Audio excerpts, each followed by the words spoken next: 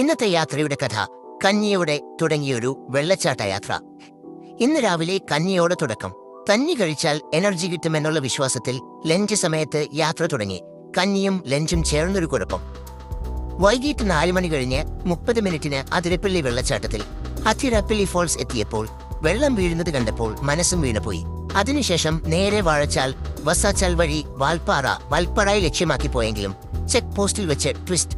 ഇനി പോകാൻ 2 മണിക്കൂർ വേണം, ഇന്ന് തിരികെ വരണം എന്ന ഓഫീസർമാരുടെ വാക്കുകൾ കേട്ട് ഞെട്ടാതെ തിരികെ വീട്ടിലേക്ക്. തിരികെ വരുമ്പോൾ ഒരു സ്പെഷ്യൽ അതിഥി, മല അണ്ണൻ, മലബാർ ജയന്റ് സ്ക്വിറൽ, ടൂറിസ്റ്റുകളിൽ നിന്ന് ഭക്ഷണം ശേഖരിക്കാൻ ഇറങ്ങുന്ന ഒരു ഫുഡ് ഹണ്ടർ. കഞ്ഞിയോടെ തുടങ്ങിയ വെള്ളച്ചാട്ടം കണ്ട വാൽപ്പാറയ്ക്ക് പോകാത്ത മല അണ്ണനെ കണ്ട ഒരു യാത്രയായിരുന്നു ഇന്ന്. അടുത്ത ഞായറാഴ്ച വാൽപ്പാറയ്ക്ക് വീണ്ടും ശ്രമിക്കാം.